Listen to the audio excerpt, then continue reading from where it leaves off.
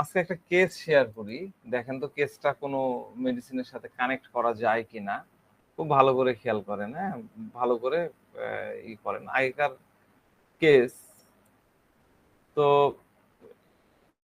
বাচ্চা চেম্বারে আসলো, ক্লাস 2-তে পড়ে, বয়স 7-8 বছর হবে।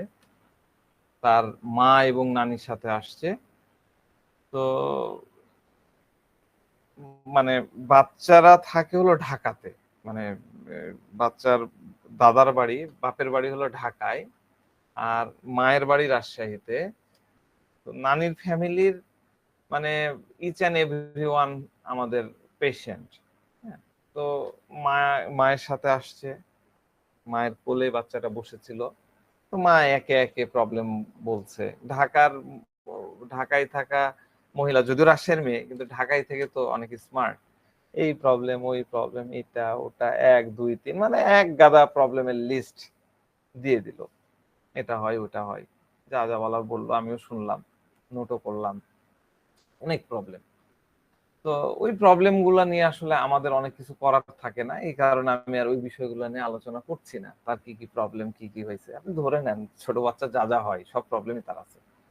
তো মাকে বললাম যে সব ঠিক আছে, এবার আপনার বাচ্চার এই কোশ্চেনটা আপনারাও করবেন। একটু বড় বাচ্চা হলে 2 3 4 5 6, ইভেন বড় বাচ্চা বলে না, বড় মানুষ হলে ওই প্রশ্নটা করা উচিত যে আপনার বাচ্চার নেচারটা একটু বলেন, আপনার নেচার সম্পর্কে বলেন, বাসায় কেমন আচরণ করে তার আচরণ সম্পর্কে বলেন, তার স্বভাব সম্পর্কে বলেন। এইভাবে নানান ধরনের আপনি আপনার মতন করে ক্লাস অনুযায়ী প্রশ্ন করতে হয়। এখন ধরেন যে সে একদম অশিক্ষিত, খেটে খাওয়া মানুষ, তাকে যদি আপনি নেচার সম্পর্কে জিজ্ঞাসা করেন, সে একটা উত্তর দিতে পারবেন, নেচার আবার কি ডাক্তার সাহেব, হা করে তাকাবে, তাই না? তো ওই ক্লাস অনুযায়ী আপনাকে কোশ্চেনের প্যাটার্ন গুলা মনে রাখতে হবে।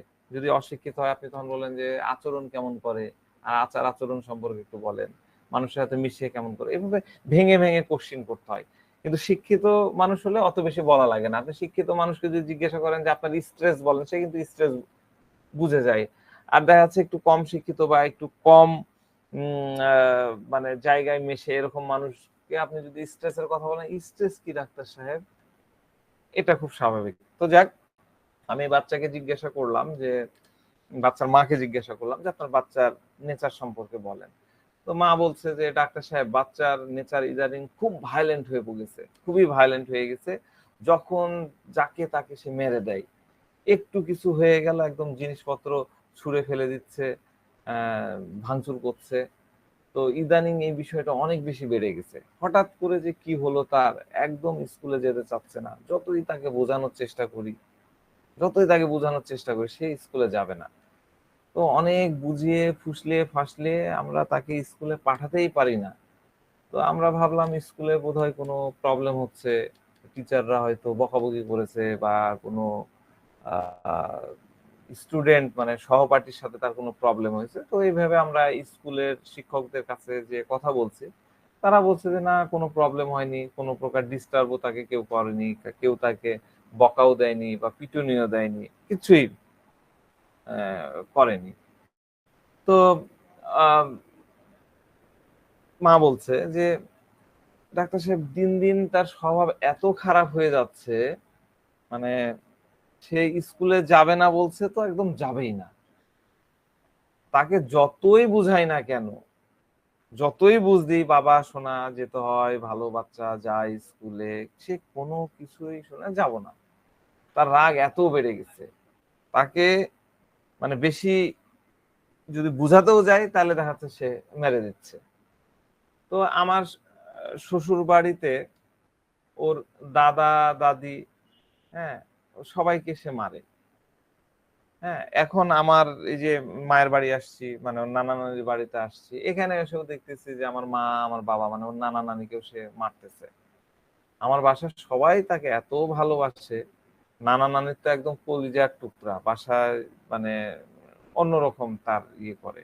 আর দাদার বাড়ির কথা তো বলেনি না, দাদা বাড়িতে সে একমাত্র ছেলে সন্তান, ওর চাচা চাচি কারো ছেলে নাই, সে একমাত্র ছেলে সন্তান। সন্তান, সবেধন নীলমণি। হ্যাঁ, সবাই তাকে খুব ভালোবাসে। তার উপরে কেউ হাত ওঠানো তো দূরের কথা, একটু ধমক পর্যন্ত দেয় না। আমরা মানে এমনকি তারা তো ধমক দেয়ই না, আমাকেও তারা শাসন করতে দেয় না। আর আমি যদি ওনাদেরকে মানে আমি যদি ওকে মারি বা কিছু বলি, তাহলে ওরা মানে দাদা দাদি তো আমার উপরে চোটপাট শুরু করে দেয়, আমাকে কিচ্ছু করতে দেবে না। হ্যাঁ, তো তার দাদি তাকে এত বেশি মানে কেয়ার করে, মানে সে আমাদের বাড়ির সামনে মাঠ আছে, বাড়ির মানে সে মাঠে যেতে দিবে না, অন্য বাচ্চাদের সাথে খেলতে দেবে না, কারণ ওই যে নয়নমণি, সে ভয় পায় যে কোথাও যেয়ে যদি ওদের সাথে খেলতে যায়, যদি ব্যথা পায়, আঘাত পায়, কারোর সাথে যদি ঝগড়া বিবাদে জড়িয়ে পড়ে, হ্যাঁ, এই কারণে সে যেতেও দেয় না। এত বেশি আদর যত্ন তাকে মানে রাখে। তো সারাদিন সে বাসায় মোবাইল নিয়ে খেলে, নতুন নতুন ডিভাইস তার দাদা কিনে এনে দিচ্ছে, চাচারা কিনে এনে দিচ্ছে, কত কি কিছু দিচ্ছে, রিমোট কন্ট্রোল কার, লেটেস্ট সব গ্যাজেট আমার বাসায় আছে। ওর একটা রুম ভর্তি এই খেলনা। সারাদিন সে টিভিতে কার্টুন দেখতেছে, টিভিতে গেম আছে, গেম খেলতেছে, তার প্রত্যেকটা ডিমান্ড পূরণ করা হয়। কোনো জিনিস যদি তার মুখ থেকে বের হয়, সে একটা জিনিস চায়, তাহলে সাথে সাথে সেটাকে হাজির করে দেওয়া হয়। সে যদি বলে যে আমার এটা দরকার, দাদা সাথে সাথে নিয়ে আসবে। ওটার কত দাম, সেটা নিয়ে কোনো দ্বিধাবোধ নাই। নাতি বলেছে, দাদা সেটা সাথে সাথে হাজির করে দিবে। স্কুল থেকে দাদা যখন নাতিকে নিয়ে আসে, মানে নিয়ে আসতো আগে, প্রতিদিন কিছু না কিছু তাকে কিনে দিবেই। ওই 200, 400, 500 টাকা তার কোনো ব্যাপারই না, প্রতিদিন তাকে কিনে দিবেই। তো আমি তো মা, আমি বুঝতে পারি যে আমার চোখের সামনেই আমার বাচ্চাটা বিগড়ে যাচ্ছে। আমি তাকে শাসন করতে চাই, বকা দিতে চাই, কিন্তু তারা আমাকে একটুও শাসন করতে দেয় না, বকা দিতে দেয় না। তারা আমাকে বলে তুমি খুব বেশি বাচ্চাদেরকে শাসন করো, একটুতেই পিটুনি দাও, ওরকম করলে কিন্তু বাচ্চা বিগড়ে যাবে। তারা আমাকে কোনো প্রকারই শাসন করতে দেয় না। তো এই জন্য আমার বাচ্চা বাড়িতে থাকলে আমার কাছে আসতে চায় না। সে মনে করে যে আমি তাকে বেশি বকাবকি করি বা শাসন বেশি করি। এজন্য আহ, ও দাদা দাদির কাছেই বেশিরভাগ সময় থাকে। আর সে যদি কোনো কারণে রেগে যায়, বাচ্চা যদি কোনো কারণে রেগে যায়, তাহলে তো সে সবাইকে মারে। দাদা দাদি এত ভালোবাসে, তারপরেও তাদেরকে মারে, হাতের কাছে যা পায় তা ছুঁড়ে মারে। হ্যাঁ, ওর বাবাকেও পর্যন্ত মারে। একদিন ওর বাবা জোর করে স্কুলে নিয়ে যাওয়ার চেষ্টা করলো, আমি কাপড় ইউনিফর্ম পরাই দিলাম, বাচ্চা কে রেডি করে দিলাম, ওর বাবা তাকে নিয়ে যাওয়ার চেষ্টা করলো, প্রথমে ভুলে ভালে বললো, রাজি হলো না, তখন জোর করে কোলে তুলে নিয়ে যেই বাবা তুলে নিয়ে যাওয়া শুরু করলো, অমনি বাবাকে হাত দিয়ে ধপ ধপ ধপ করে মারা, মানে এলোপাথারি হাত চালানো শুরু করলো, গাল ধরে টানছে, কলার ধরে টানতেছে, আঁচড়াচ্ছে, এরকম করছে। আর এত জোরে চিৎকার করছে যে আশেপাশে ফ্ল্যাটের লোকজন সব জড়ো হয়ে যাচ্ছে। লাস্টে ওর বাবা তো রাগ করে ওকে রেখে বাইরে চলে গেল। তো এখন এই বাচ্চা একদমই স্কুলে যেতে চায় না। ইদানিং তো তার অত্যাচার আহ এত বেড়ে গেছে, মানে কোনো কিছু খাবার খেলো, খাবার খাওয়ার পরে বাটিটা ফেলে দিল, পানি দেওয়া হলো, 1 গ্লাস পানি খেয়ে মেঝেতে ফেলে দিচ্ছে গ্লাস। এরপরে মানে আমি যতই বলি যে তোমার পানি খাওয়া শেষ হয়েছে, তুমি জায়গা মতো তুলে রাখো, সাথে সাথে তুমি রাখো। মানে তার কোনো প্রকারই সেন্স থাকে না, কথা বলার সময় এগুলা করার সময় তার কোনো সেন্সই থাকে না। তো তার কাজ শেষ, জিনিসপত্র মেঝেতে ফেলে দিচ্ছে, খেলাধুলা শেষ, জিনিসপত্র ফেলে দিচ্ছে, টিভি দেখছে, রিমোট থ্রো করে দিচ্ছে। কাজ শেষে যে জায়গার জিনিস যেখানে যে জায়গা থেকে নিয়েছে সেই জায়গায় রেখে দাও, সে তা করবে না। তার এমনটা ভাব যে আমরা তার চাকর, আমাদের দায়িত্ব তার সব জিনিসগুলো সেলফে গুছিয়ে রাখা, এরকম সে আচরণ করে। কোনো কিছু খেলো, গ্লাস, প্লেট, সবকিছু সে ফেলে দিবে, আর ওগুলো আমাদেরকে পরিষ্কার করতে হবে। আর এমন ভাবে ফেলবে, কোনটা ভেঙে গেল কি কোনটা কিছু হলো তার বিন্দু মাত্র ভ্রুক্ষেপ নাই। তো এগুলো মা বলতেছিল। তো আমি বাচ্চাকে জিজ্ঞাসা করলাম, বাবা তুমি স্কুলে যেতে চাও না কেন? বাচ্চা সরাসরি মাথা ঝুঁকে বলছে, না আমি স্কুলে যাব না। মায়ের কোলে বসে থেকে, আমি স্কুলে যাব না। তো কি পড়ালেখা করতে ইচ্ছা হয় না? তো বাচ্চা বলছে যে না ইচ্ছা হয় না, সরাসরি একদম মুখের উপর, না ইচ্ছা হয় না। তো মা এতক্ষণ ধরে দেখেন তার সম্পর্কে এক গাদা কমপ্লেন করলো, কত কত কথা বলে, মারে, এই করে ওই করে, জিনিসপাতি ছুঁড়ে মারে, নষ্ট করে। কিন্তু এত কথা বলতেছিল বাচ্চা কিন্তু শুনছে। হ্যাঁ, এবং আমি খেয়াল করে দেখেছিলাম এই বাচ্চার মধ্যে কোনো রিয়াকশন ছিল না। এই জাস্ট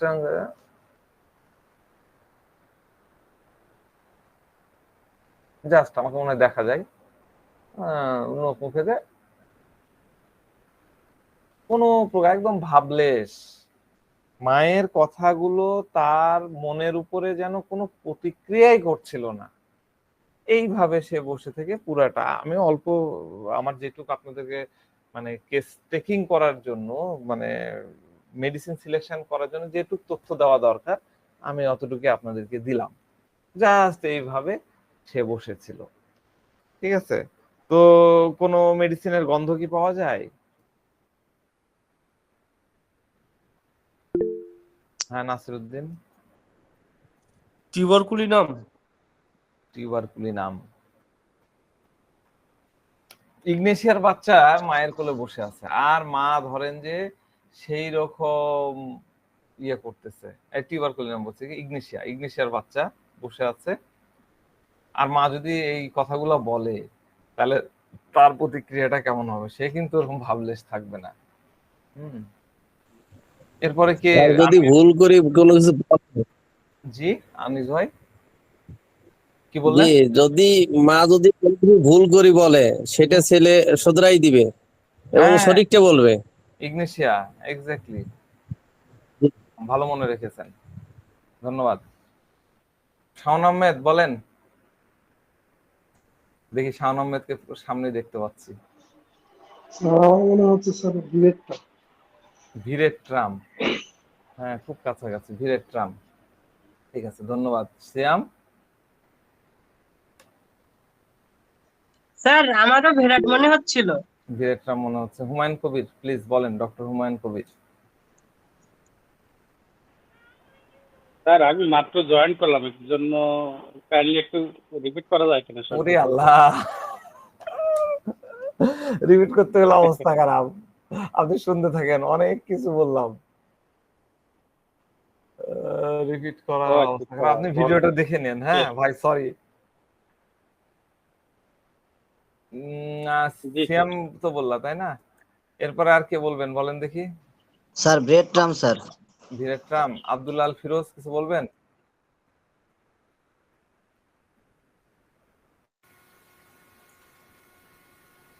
ডক্টর কাউসার ভাই, একটু শুনি। টিউবারকুলিনামই মনে হচ্ছে। টিউবারকুলিনামই মনে হচ্ছে না? জি। হ্যাঁ, ডক্টর ফিরোজ কিছু বলবেন?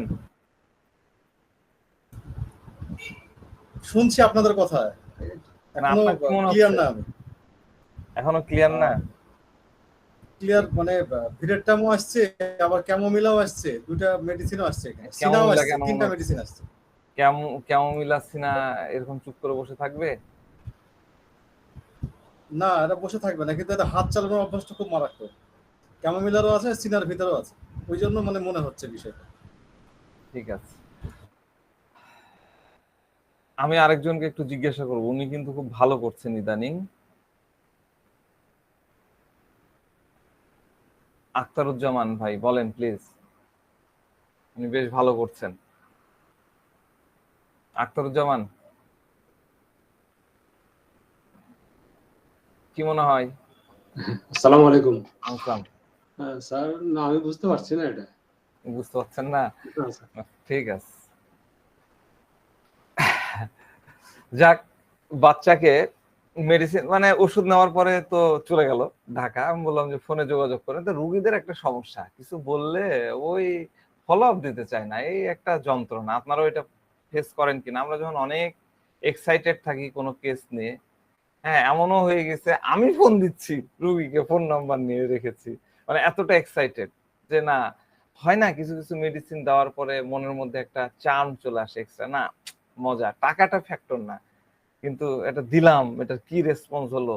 আর এগুলা তো পুরো সাইকোলজিক্যাল ডিসঅর্ডার আর কি, পুরো সাইকোলজিক্যাল ডিসঅর্ডার। আপনি সাইকিয়াট্রিস্টের কাছে পাঠান, দেখবেন যে তারা এক গাদা অ্যানালাইসিস করে মেলা কিছু বলে দিচ্ছে। হ্যাঁ আমি ওইদিকে যাচ্ছি না, ওগুলো নিয়ে আমরা অন্যদিন আলোচনা করব। তো যাক, এই পেশেন্টটাকে আমি দিয়েছিলাম ক্যালকেরিয়া কার্ভ, ঠিক আছে। এই ফেসেটটা আপনাদের কাছে অনেক বেশি আসবে, আমি এখন বলে দেবো, দেখবেন এখন অনেক ক্যালকেরিয়া কার্ভ পাবেন। একে দিয়েছিলাম 1M। 1M কেন দিয়েছিলাম, সাইকোলজিক্যাল বিষয়গুলো আরো বেশি উপরে দেওয়া যেত, কিন্তু আমি 1M দিলাম।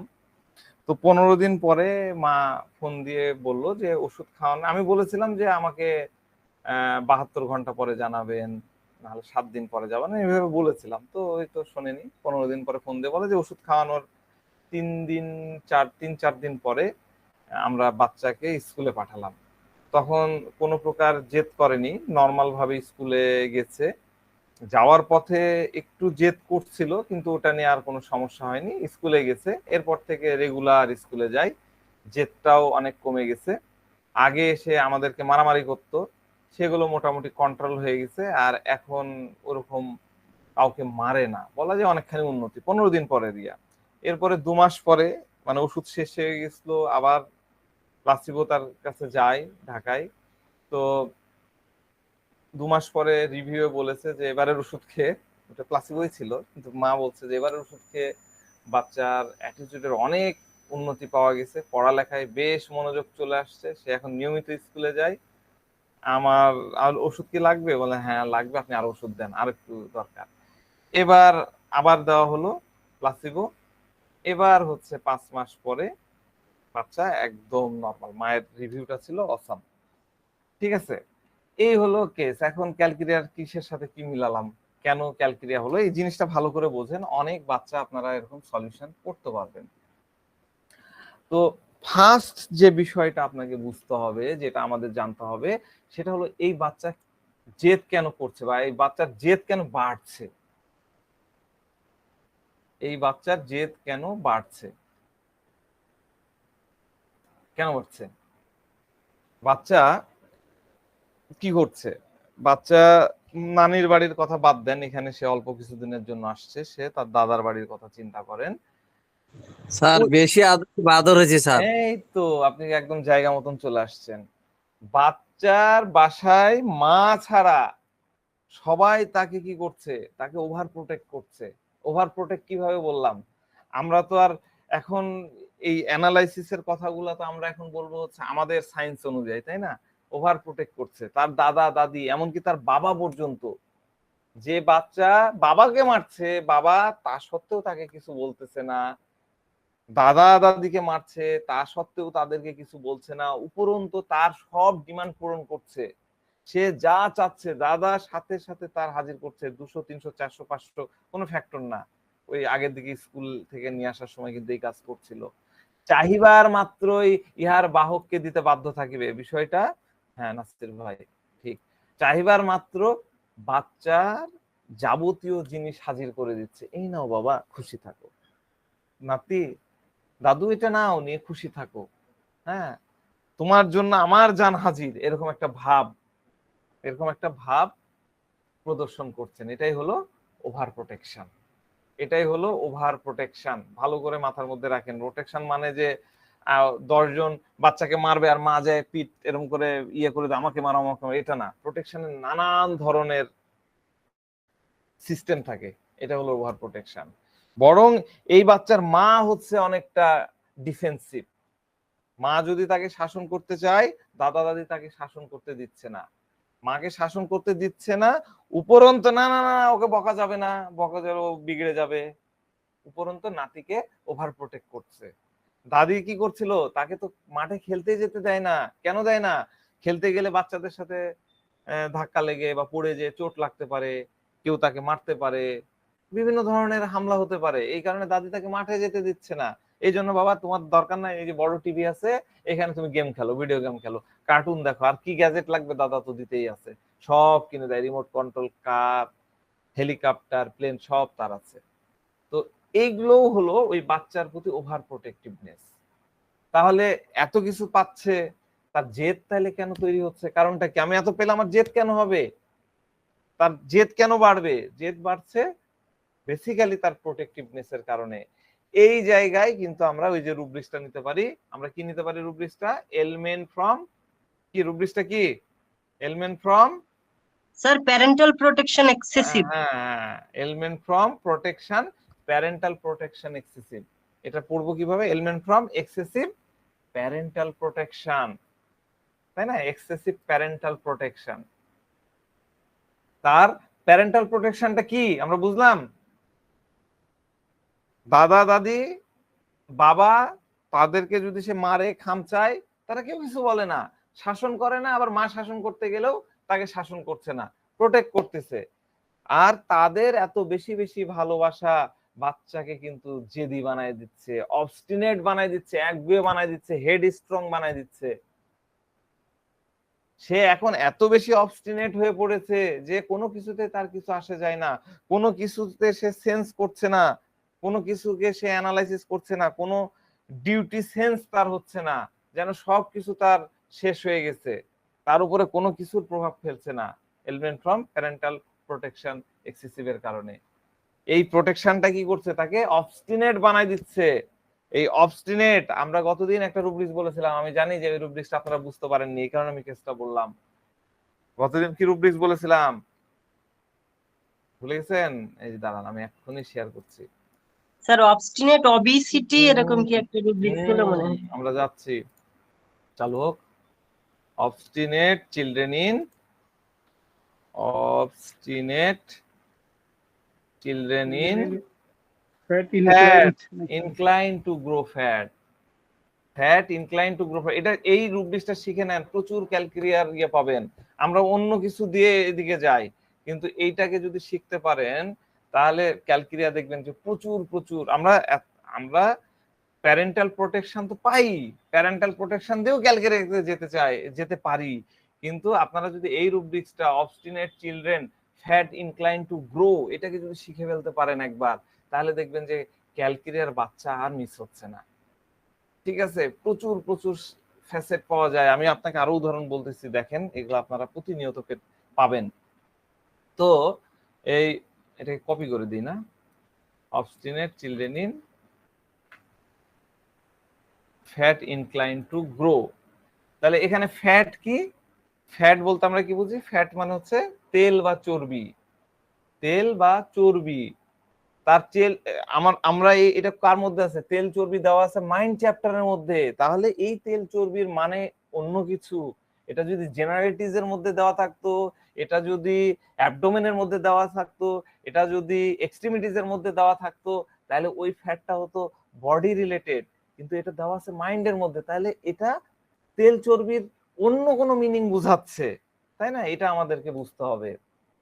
তাহলে তার তেল চর্বি কোথায়? ডেফিনেটলি তার শরীরে না, তার মস্তিষ্কে, তার চিন্তা চেতনায়।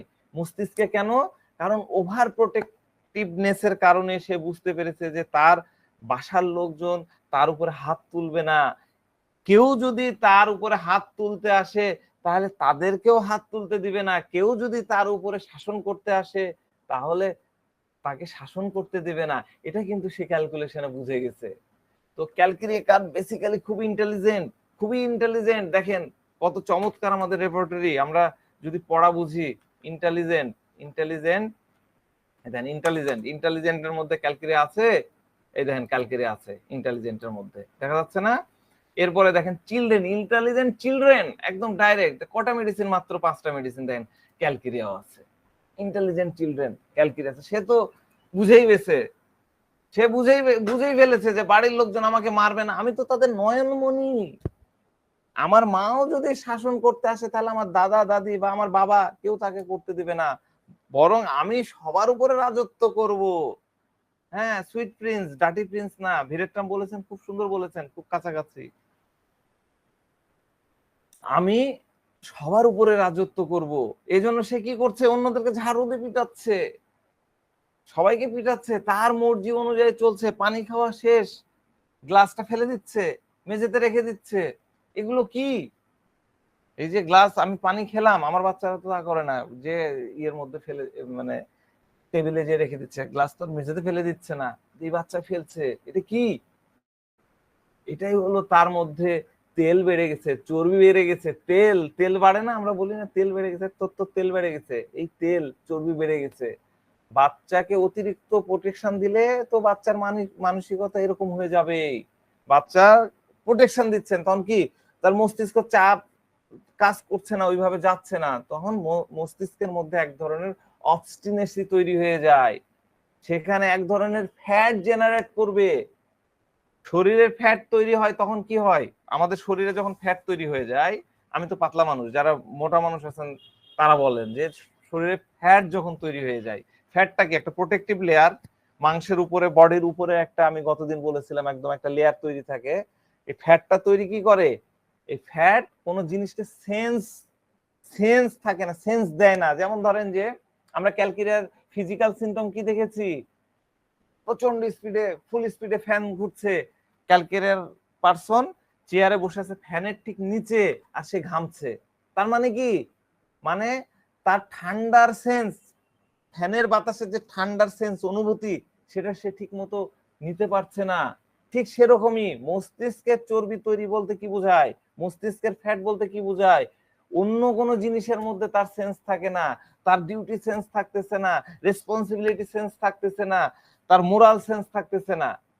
হ্যাঁ, এখানে কোন সেন্সের কথা আমরা বলতেছি, এই মস্তিষ্কের ইয়েতে তার মোরাল সেন্স, তার মোরাল একদম শেষ হয়ে গেছে, মোরালটা শেষ হয়ে গেছে। এই কারণে দেখবেন যে ক্যালকেরিয়া কার্ভের মধ্যে আমরা ডিসিটফুল, তারপরে ওই টাইপের খারাপ খারাপ কিছু আমি বলতেছি, পরের আলোচনায় বলতেছি, ওগুলা তৈরি হয়ে যায়। এমনি এমনি তো ডিসিটফুল হয় না, এমনি এমনি ফ্রড ফ্রাটুলেন্ট তো এমনি এমনি তৈরি হয় না। ক্যালকেরিয়া কিন্তু ফ্রডবাজি এমনি করেন। আজকে আমি আপনাদেরকে অনেক মজা মজা জিনিস দেবো যদি সময় অ্যালাউ করে।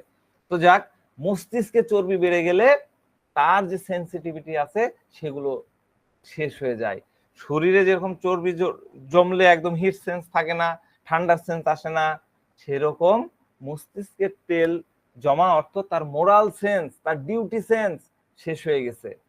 কেননা তার মধ্যে তেল বেড়ে যাচ্ছে, দিনে দিনে তেল বেড়ে যাচ্ছে, মস্তিষ্কের চর্বি বেড়ে যাচ্ছে, এবং সে অতিরিক্ত প্রোটেকশন পাচ্ছে, কোনো প্রকার বকা ঝকা শাসন, মানে অনুশাসন কিচ্ছু পাচ্ছে না। তখন সে ইন্টেলিজেন্স হয়ে সবকিছু হ্যান্ডেল করছে। এটাই হলো obstinate children that incline to grow. ঠিক আছে। আর এই বাচ্চার মধ্যে কি থাকছে, ডেলুশন ওয়েলথ। ক্যালকেরিয়ার একটা কমন জিনিস, ডেলুশন ওয়েলথ। এই যে আমি একটু দেখাই, ডেলুশন ওয়েলথ, ঠিক আছে। ডেলুশন ওয়েলথ কি হচ্ছে, সে বাসার মধ্যে এক ধরনের ওয়েলদি ফিলিং করছে, আমি যাকে খুশি তাকে মারতে পারি, আমাকে কেউ শাসন করার মতন কেউ নাই, আমাকে কেউ মারতে আসতে পারবে না। এটাও কিন্তু তার মধ্যে একটা ওয়েলদি ফিলিং দিচ্ছে। এটাকে সে তার পাওয়ার মনে করছে, আমি তো এই বাসার রাজা, এই বাড়ির রাজা, আমি যা বলবো তাই পাবো, আমি যা করব, আমি যা চাইবো সেটাই হবে, আমাকে কেউ থামানোর নাই। এটাই হলো তার ওয়েলথ। এজন্য সে ঝাড়ু দিয়ে পিটাই দিচ্ছে, কাউকে পরোয়া করছে না, খামচি দিচ্ছে, বাবার কলার ধরতেছে, দাদাকে মারতেছে, নানা বাড়ি যেয়ে নানাকে মারতেছে। তার এই যে মস্তিষ্কে ফ্যাট জমে গেছে, তো ফ্যাট কি করছে, অবস্টিনেট বানায় ফেলতেছে, তার মোরাল ভ্যালু একদম শেষ করে দিচ্ছে। তার মধ্যে কোনো ডিউটি সেন্স থাকতেছে না, আমাদের রুব্রিক্স কি আছে, duty no sense of duty, duty no sense of duty too. খুব অল্প মেডিসিন আছে, ক্যালকেরিয়া দেখেন সবচেয়ে বড়, duty no sense of duty. কিভাবে, এই যে পানি খাওয়ার পরে যে গ্লাসটা জায়গা মতো রাখতে হবে, একটা টুয়ে পড়ে বাচ্চা, মানে 7-8 বছরের বয়স, এই বাচ্চা কিন্তু রাখার কথা, বুঝার কথা, কিন্তু তার মধ্যে তো আছে duty no sense of duty. পানি খাওয়া শেষ, ফেলে দিল গ্লাস। কেন ফেলে দেয়, গ্লাসটা ফেলার দরকার কি, কি ইনিশিয়েট থেকে সে গ্লাসটা ফেলে দেয়, ওই একটাই কারণ এখন সে তো ওয়েলদের মধ্যে আছে, সে নিজেকে ওয়েলদি ভাবছে, আমি এই বাসার বস, এই বাড়ির বস, আর বাকি যারা আছে তারা আমার চাকর। সুতরাং আমি এগুলোকে ফেলবো, আর অন্য যারা আছে তারা এগুলা কুড়ায় কুড়ায় নিবে। আমি তো হলাম রাজা, আর অন্য যারা আছে তারা হলো আমার চাকর নকর, তাই না? তারা ওগুলা তুলবে। তাহলে ওই অ্যাঙ্গেল থেকে সে নিজেকে ওয়েলদি ভাবছে এবং সে ওইভাবে নিজেকে ট্রিট করতেছে। আবার এই বাচ্চা কি করছে, এই বাচ্চা স্কুলে যেতে চাচ্ছে না, স্কুলে যেতে তার কি প্রচন্ড অনীহা, তাই না? তাহলে অ্যাভারশন বলছে স্কুল, স্কুল দেখেন অ্যাভারশন 2, মাত্র 4টা মেডিসিন আছে স্কুল অ্যাভারশন 2, ঠিক আছে? তো এইটা কেন স্কুলে কেন যেতে চাচ্ছে না, এটার কারণটা একটু আমরা বুঝি। কেন এই বাচ্চা স্কুলে যেতে চায় না, ভালো করে বুঝেন। এই বাচ্চা মনে করতেছে যে আমি তো রাজা, ওয়েলদি, আমি রাজা, হ্যাঁ আমি নিজেই এত ওয়েলদি, তাহলে আমার স্কুলে যেতে হবে কেন? আমি স্কুলে কেন যাব? বাসায় আমি আরাম করে টিভি দেখবো, আমার প্লে স্টেশনে গেম খেলবো, রিমোট কন্ট্রোল হেলিকপ্টার চালাবো, কার্টুন দেখবো, খেলবো, লাফাবো, আমার নিজের মর্জি অনুযায়ী আমি সবকিছু করব। স্কুলে যে আমি কেন নিজেকে আবদ্ধ করে ফেলবো? স্কুল কি আমরা স্কুলিং বলি? স্কুলিং বলতে কি বুঝি? স্কুলিং হলো একটা ডিসিপ্লিন এরিয়া। স্কুল কি ডিসিপ্লিন, ওখানে তো আপনি আপনার ইচ্ছা মতন করতে পারবেন না, সেখানে টিচারের আন্ডারে থাকতে হবে, সেখানে প্যারেন্টের যে প্যারেন্টাল প্রোটেকশন সেটা আপনি পাবেন না, বরং টিচাররা ভুল হলে বকা দিবে, এটা করতে বলবে, ওটা করতে হবে, এখানে যেও না, এটা যেও না, এইভাবে করো, ওইভাবে করবো। এই জন্য সে স্কুলে যেতে চায় না। বুঝতে পারছেন সে কেন ওখানে যেতে চায় না? কারণ ওখানে গেলে স্বাধীনতা পাবে না, বাসায় সে যে স্বাধীনতাটা আছে সেটা ওখানে থাকবে না, সবকিছু ওখানে শেষ হয়ে যাবে। এই কারণে সে স্কুলে যেতে পারে না। এটাই হলো মূল। এইরকম অনেক কেস আপনারা পাবেন। এই রূপদিষ্টার আরো কিছু ব্যবহার আছে, আমি আপনাদেরকে বলি, এরকম দেখবেন যে আপনারা পেয়ে যাবেন। আরেকটা কেস একটু আলোচনা করি, সেটা হলো যে এই বাচ্চাটার জন্মের পর থেকে ওই যে নিউনেটাল হয় না, নিউমোনিয়া, এরকম নিউমোনিয়া হয়েছিল। তো যাক, নিউমোনিয়া তখন তো ভালো, তারপর থেকে তার ঠান্ডা লাগা, সর্দি, কাশি একদম লেগেই থাকে। একবার যদি শুরু হয় তাহলে ভালো হয় না, প্রতি বছরই মানে সিজন চেঞ্জ বলেন আর হতেই থাকে, একটু কম বেশি হয়ে গেলে ওয়েদারের তার এরকম ঠান্ডা কাশি, কাশি তো ভালোই হয় না, কন্টিনিউয়াস চলতে থাকে। তো এবার সে আসছে, কখন আসছে? 6 মাস আগে তার কাশি শুরু হয়েছে, কোনো কিছুতেই ভালো হয় না, যক্ষা টক্ষা সব টেস্ট করা হয়েছে, অনেক ট্রিটমেন্ট করেছে, অ্যালোপ্যাথি ডাক্তার দেখাইছে, শিশু বিশেষজ্ঞ দেখাইছে, চেস্ট স্পেশালিস্ট দেখাইছে, আমাদের এখানে বক্ষব্যাধি হসপিটাল আছে সেখানে গেছে, কয়েকজন বড় বড় আমাদের এখানের হোমিও ডাক্তার আছেন, মানে নাম করা, দেশের অনেক প্রান্ত থেকে তাদের কাছে আছে, তাদের কাছেও গেছে, আমি দেখেছি, টিউবারকুলি নাম, তারপরে আরো এক গাদা মেডিসিন, আমার এখন মনে পড়ছে না, এক গাদা মেডিসিন, বায়োকেমিক, কত কিছু খেয়েছে, আয়ুর্বেদিক সিরাপ খেয়েছে, আয়ুর্বেদিক ডাক্তারের কাছে যে চিকিৎসা করাইছে, কিন্তু কোথাও কোনো উপকার হয়নি। তো এরকম মা অনেক কষ্টের কথা বলছিল, আমি এত কিছু শেয়ার করছি না, অল্প অল্প করে বলতেছি। তো ওই যে একই কোশ্চিন, আমার কোশ্চিন প্যাটার্ন একই, আমাকে যারা ফলো করেন তারাও আমার মনে হয় যে এই প্যাটার্ন যদি আপনারা চোখ বন্ধ করে ফলো করেন, আপনারা কিন্তু খুব সহজে সিমিলি মামের কাছে যেতে পারবেন। তো বাচ্চাকে জিজ্ঞাসা করলাম যে আপনার, মানে বাচ্চার মাকে জিজ্ঞাসা করলাম বাচ্চার নেচার সম্পর্কে একটু বলেন, বাচ্চা বাসায় কেমন আচরণ করে একটু বলেন। তো মা বলছে, ডাক্তার সাহেব আর বলেন না, এই বাচ্চাটা এতটাই জেদি, এই বাচ্চাটা এতটাই জেদি, যদি তার কিছু চাই তো সাথে সাথে তাকে দিতেই হবে, তাকে সাথে সাথে দিতেই হবে, কোনোভাবে তার মানে চাওয়া জিনিস আপনি না দিয়ে থাকতে পারবেন না, না কেন কেন কেন কেন কেন চলতে থাকবে। তো বাসায় সে একমাত্র সন্তান, এজন্য সবাই তাকে খুবই আদর করে, যত্ন করে, খুবই যত্ন করে। তো আমি জিজ্ঞাসা করলাম যে এরকম ক্ষেত্রে আপনারাও জিজ্ঞাসা করবেন যে যদি তাকে তখন বকা দেন বা শাসন করেন তখন সে কি করে। তো বাচ্চার মা বলছে যে ধরুন আমি বকা দিচ্ছি, তাহলে ও সাথে সাথে ওর বাপের কাছে চলে যাবে, বাপের কাছে যায় নালিশ করবে, আর বারবার জ্ঞান করে বলতে থাকে, বাবা ও বাবা, মা আমাকে বকছে, মা আমাকে বকছে। বারবার বলতে থাকবে, বারবার বলতে থাকবে যে তুমি মাকে বকে দাও, তুমি আমার মাকে বকে দাও। আমার ছেলেও তাই করতো, তুমি আমার মাকে বকে দাও। যতক্ষণ তার বাবা আমাকে এসে কিছু না বলবে বা একটু বকা, একটু ধমক ধমক মানে ইয়ার কি করে আর কি ধমক না দিবে, ততক্ষণ সে ঘ্যানর ঘ্যানর করতে থাকবে। এবার যদি ওর বাবা বাবা ওকে বকে বা শাসন করে কিছু করে, তখন সে দাদির কাছে চলে যাবে, যে ঘ্যানর ঘ্যানর, হ্যাঁ বাবা বকেছে, বাবা বকেছে, আমার বাবা বকেছে, বাবা বকেছে, বাবাকে বকে দাও, বাবাকে বকে দাও। আমরা তো এগুলা কিছুই মনে করি না, কিন্তু এটাও কিন্তু অনেক বড় জিনিস। এগুলাও কিন্তু একটা মেন্টাল স্টেটকে দর্শায়, মেন্টাল স্টেটকে নির্দেশ করে। এগুলা এগুলা কিন্তু আসলে ফেলে দেওয়া জিনিস, কিন্তু ফেলে দেওয়া জিনিস থেকে কত সহজেই সিমিলিমামের কাছে যাওয়া যায়। তো যাক, দাদির কাছে গেল, আর দাদি যদি কিছু করে তখন যাবে দাদার কাছে, দাদা যদি কিছু করে যাবে আরেকজনের কাছে। এইভাবে তার চলতে থাকে। তখন বাইরের কেউ যদি কিছু করে তখন তখন বলছে বাইরের কেউ যদি কিছু করে, মানে বকে বা কিছু করে, তো ততক্ষণ মানে সে মানে শান্ত হবে না, কাঁদতে থাকবে, কাঁদতেই থাকবে, যতক্ষণ না ওই ওকে ইয়ে করা হয় যে তাকে বকে দিব বা তার একটা কিছু করবো এটা না বলা হবে, ততক্ষণ সে চলতে থাকবে। তো মা বলছে দিন দিন তার জেদটা এতই বেড়ে যাচ্ছে, এতই বেড়ে যাচ্ছে, কি আর বলবো ডাক্তার সাহেব, সে যা চাবে তাই করতে হবে, তাই দিতে হবে। এটা কিন্তু ক্যালকিরিয়া কার্ভের বাচ্চারা একদম এই যে যে ইয়েটা বললাম, শেডটা বললাম, ফ্যাসেটটা বললাম, এটা একদম পিকুলিয়ার ফ্যাসেট। অনেক পাওয়া যায়, এটাও ঠিক, কিন্তু এটাকে আপনাকে এক্সট্রাক্ট করে বাইর করে নিতে হবে। প্রশ্ন করে, কিছু প্রশ্ন থাকে, সেই প্রশ্নগুলো আপনাকে থ্রো করে জেনে নিতে হবে। যে তাকে বকা দিবে, বাচ্চা তার বিরুদ্ধে নালিশ জানাবে। তার বিরুদ্ধে নালিশ, কাকে নালিশ জানাবে? ধরেন যে আমি বকা দিলাম আমার বাচ্চাকে, তাহলে যদি আমার বউয়ের কাছে আমার মানে সে কিন্তু নালিশ করবে না, কারণ জানে যে আমি আমার ওয়াইফকে ওইভাবে গুরুত্ব, সে নালিশ দিবে হচ্ছে আমার বাবার কাছে বা আমার মায়ের কাছে। আমার থেকে তারা বড়, তারা আমাকে বকা দিতে পারে। এই যে ইন্টেলেকচুয়াল চিলড্রেন, আমি একটু আগে দেখালাম, বললাম, এই ইন্টেলেকচুয়ালিটিটা সে কিন্তু কাজে লাগায়। বুঝতে পারছেন? যাকে নালিশ দিলে কাজ হবে তাকে যাই সে নালিশ জানাবে।